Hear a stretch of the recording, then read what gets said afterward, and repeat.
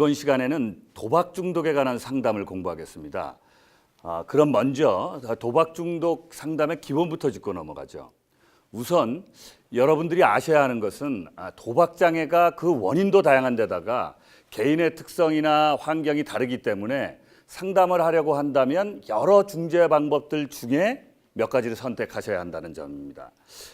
도박 중독 상담 방식을 크게 분류해 보면 4가지 정도로 구분해 볼 수 있는데요. 첫 번째는 도박 중독 심리 상담입니다. 심리 상담을 통해서 도박과 관련된 성격상의 문제, 또 대인관계에서의 어려움, 스트레스나 우울증, 적응 장애, 경제적 어려움 등을 해결하는 겁니다. 두 번째로는 도박 중독자 가족 상담입니다. 이 한 사람의 도박으로 인해서 가족원들에게 생긴 심리적 문제, 또 아니면 경제적 어려움 등에 대해서 상담을 하는 겁니다. 그렇게 하면서 가족들에게 이 상황을 대처하는 방법을 교육하기도 하고 또 가정의 재건을 돕는 거죠. 세 번째 중재 방식으로는 병원 치료가 있습니다. 도박에 대한 충독이 너무 강하거나 또 심한 금단 증상을 보이게 되면 입원해서 치료를 하거나 약물 치료를 할 수 있습니다. 마지막으로 자조 모임이 있는데요. 이 자조 모임은 도박 중독에 빠졌던 사람들이 서로의 경험이나 지식을 나누고 또 자신의 사례를 발표하면서 단도박의 의지를 키우는 거죠.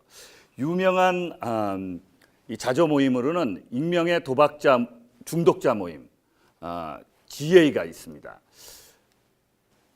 다음은 도박 중독 상담의 원리입니다. 먼저 이 도박이 가족의 문제라는 것을 이해하고 접근하셔야 됩니다. 가족의 일원 중 하나가 도박 중독에 빠지면 가족 전체에 문제가 생기고 가정 자체가 완전하게 피폐해집니다. 또 상담자가 도박 중독을 중재하려고 한다면 도박에 관해서 정말 제대로 이해하고 있어야 한다는 건 당연한 거겠죠. 만약 그렇게 하지 못하면 상담을 한 것이 내담자의 도박 중독을 더 악화시킬 수도 있습니다.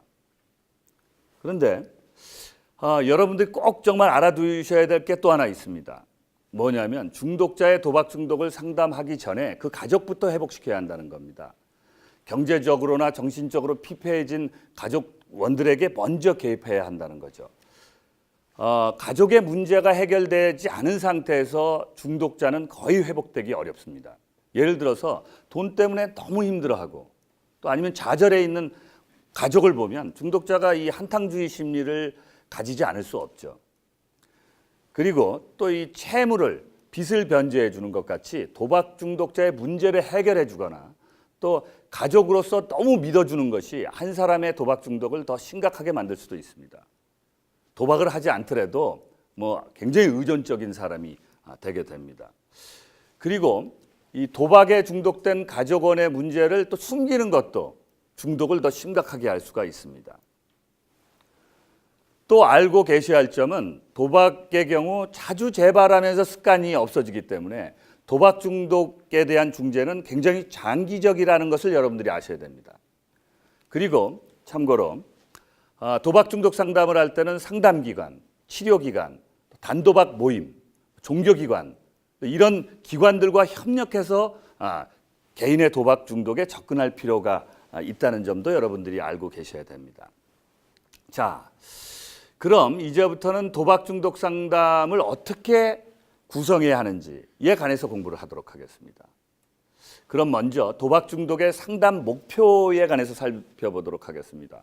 도박 중독 상담의 기본적인 목표는 일단 도박을 끊는 거겠죠. 단도박입니다. 그런데 도박 중독 상담에서는 단도박과 같이 바로 시도해서 지속해야 하는 목표 외에도 이 경제적 상태를 회복시키는 것이나 또 아니면 도박 외에 다른 즐거움은 얻을 수 있는 이 대안 행동을 찾는 것도 목표로 합니다.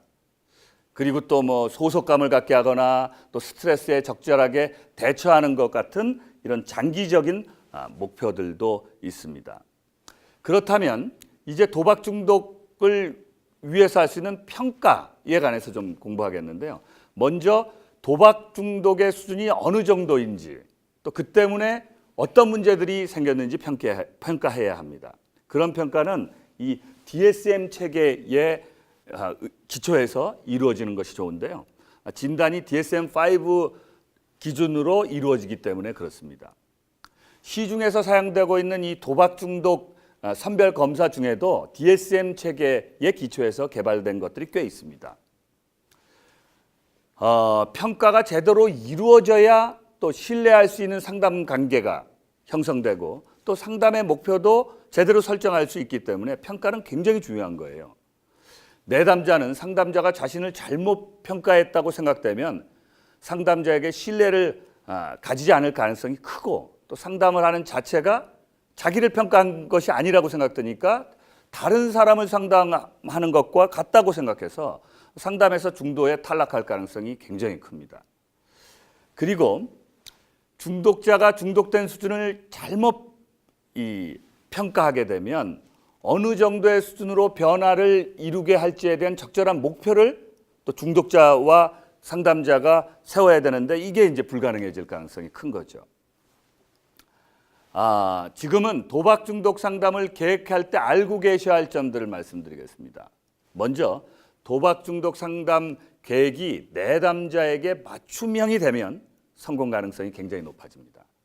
그렇게 되면 내담자가 상담에 흥미를 느낄 가능성이 커지고 내담자가 느끼는 정도의 효과를 얻을 수 있습니다. 그러니까 효과가 있게 됐을 때 내담자가 잘 또 느끼게 될 수 있다는 거죠. 그리고 또 상담 목표가 결정되면 그에 따른 상담 계획을 아주 구체적으로 또 체계화할 필요가 있습니다.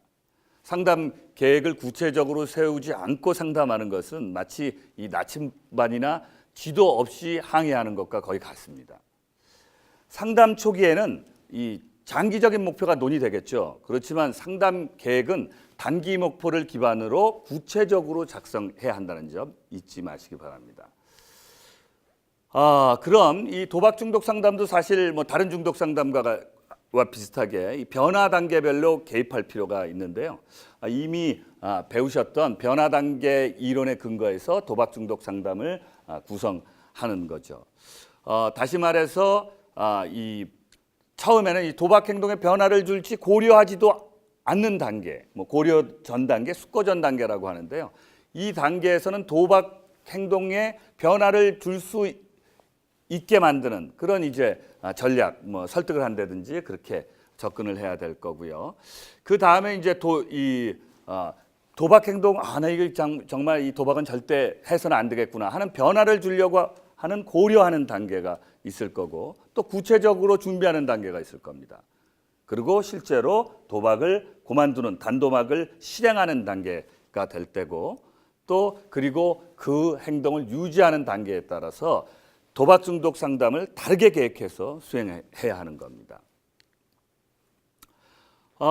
도박 중독 상담에서도 동기를 유발하고 강화하는 전략이 포함되어야겠죠. 모든 중독이 그렇듯 이 도박 행동을 수정할 때도 중독자의 변화 동기 없이는 불가능하기 때문입니다. 따라서 동기 강화가 도박 중독 상담에도 반드시 포함되어야 된다는 점입니다. 동기 유발과 강화는 뭐 이 강요나 지시에 의해서 되는 것은 아니고 지지에 의해서 가능하다라는 점도 뭐 여러분들이 충분히 알고 계신 내용일 겁니다.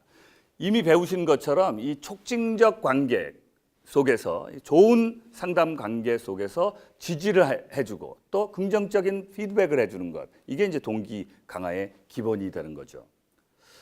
다른 중독보다 도박 중독의 경우에는 상담자의 이런 기술이 굉장히 더 필요하다고 할 수 있습니다. 그럼 이제 이 행동주의 상담에서의 이 도박 중독 상담에 관해서 공부하도록 하겠습니다. 행동 수정이라는 것은 이 도박이 이제 학습된 행동이라는 가정하에서 이 획득된 도박 행동을 소거하고 적절한 또 행동은 학습시키는 이런 접근입니다. 이 도박 중독에 적용할 수 있는 기법으로는 행동계약이나 뭐 행동에 대한 강화나 처벌 뭐 이런 것들이 포함될 수 있습니다. 그리고 도박 중독 상담에는 인지적 재구성이 포함되어야 하는데요. 인지적 재구성이란 도박 중독에 대한 인지치료 방법인데요. 도박과 관련된 이 자동사고에 개입하는 겁니다. 다시 말해서 도박과 관련된 비합리적인 사고를 합리적인 사고나 뭐 아니면 건설적인 사고로 전환하는 거죠. 그 다음으로 이 도박 중독 상담 프로그램을 어떻게 구성할까에 대해서 조금 구성 요령을 공부하겠는데요. 일단 도박 중독 상담 프로그램에는 도박 중독 행동에 직접 개입하는 상담 기법이 포함되어야 되고요. 그리고 또 이 스트레스를 잘 관리하고 또 여가를 즐기게 할 수 있는 요소도 반드시 포함되어야 됩니다. 그리고 자기를 조절하는 방법, 또 대인관계를 회복할 수 있는 중재 방법도 포함되어야 하고요. 그래야 이 도박 중독자의 삶 전반에 긍정적인 변화를 도모할 수 있기 때문입니다. 다음 공부할 내용은 도박 중독 상담의 내용입니다. 첫 번째로는 도박 문제와 이 중독에 대한 이해를 하게 만드는 겁니다. 내담자가 도박 행동으로 야기된 문제들과 자신이나 가족의 상황을 자각하게 만드는 거죠. 도박 문제의 본질, 그리고 또 내담자 자신의 경험을 연결시켜서 이해하도록 도와야 되는 것이 중요합니다. 두 번째로는 내담자 인생에 스며든 이 도박이라는 것에 관해서 이해하도록 만들어야 되는 겁니다. 내담자가 자신의 도박 중독에 영향을 준 요인이 무엇인지 알게 하는 거죠. 지금까지 자신의 도박 행동을 되돌아보면서 그런 행동을 하게 된 이 이유가 뭔지, 어린 시절의 경험이나 또 어떻게 의사결정을 해서 이렇게 되어졌고 또 이 가족력 같이 이렇게 가족의 도박에 빠졌던 사람들이 있는지 이런 부분들까지 다 탐색하셔야 되는 겁니다. 세 번째 중요한 내용은 지지체계 구축입니다. 이 사회 지원은 중독자가 도박 행동에 변화를 주고 또 새로운 생활 방식에 적응하는 데 필수적인 거거든요. 도박 중독자에게 지지체계를 구축해 주는 방법으로 어떤 것이냐면 익명의 도박자 모임, GA와 같은 지지 집단에 참여하게 할 수 있습니다. 다른 중독에 대한 이 상담 이 내용은 뭐냐면 꼭 다뤄야 되는 점인데 이게 이제 다른 중독에 대한 상담에는 없는 내용입니다. 뭐냐면 물론 이제 그쪽에서도 조금 다룰 수는 있는데 이 부채를 평가하고 관리해 주는 겁니다. 왜냐하면 물론 이제 알코올 중독자도 재정적인 어려움을 갖고 있을 수 있지만 도박 중독자들은 거의 이 문제는 갖고 있다고 봐야 되는 거니까 이 재정적인 문제가 정말 도박 중독자가 가지는 가장 큰 문제라고 해도 과언이 아니거든요. 재정적 위기를 해결해 주는 것. 이게 이제 치료에서 최우선이 돼야 하는 경우가 많습니다. 그렇다고 이렇게 앞서 말씀드린 것처럼 부채를 탕감해 주거나 갚아줘서는 안 되고요. 이 장기적인 재정 관리 계획을 수립해서 이렇게 돕는 방식입니다. 그리고 채무 같은 경우들도 어떻게 이자가 많이 나가는 부분이 있으면 이자가 좀 적게 나갈 수 있는 부분으로 옮겨가는 이런 계획들을 세워서 또 실행하게 해 주는 거죠. 그 다음에는 이제 다섯 번째 저희 중재 이 상담 내용을 좀 살펴보면요. 다른 중독 상담과 마찬가지로 도박 중독 상담에서도 부정적인 이 비합리적 사고를 수정해야 되는 내용이 포함되어야 됩니다. 도박에 중독되도록 이끌었던 부정적인 사고 방식이나 비합리적인 신념을 수정하는 겁니다. 인지치료 과정에서는 부정적인 자기 개념과 그에 따른 정서적 문제에 관해서도 깨닫게 해야 되고요. 그리고 특히 이제 도박 중독자들은 이 돈을 따는 것에 관해서 비합리적인 생각을 갖고 있기 때문에 그것이 잘못된 생각이라는 것을 정말 인식하게 만드는 것이 중요합니다. 그 다음으로 이제 여섯 번째로 저희가 다룰 내용은 도박 중독 상담에서 우리가 도박 중독 상담을 하다 보면 물질남용이나 정신건강 문제도 다루어야 될 때가 많습니다. 도박장애는 물질 관련 장애나 다른 정신질환과 공존할 때가 굉장히 많기 때문에 그렇습니다. 하지만 정신적인 문제는 아주 신중하게 평가해서 중재할 필요가 있습니다. 끝으로 도박 중독 상담에서도 반드시 다뤄야 될 것은 재발 방지에 대한 내용입니다. 이 내담자가 일단 상담을 받으러 오면 도박 중독에 빠지지 않도록 하거나 도박 중독으로부터 벗어날 수 있는데 필요한 정보와 기술을 제공해야 하죠.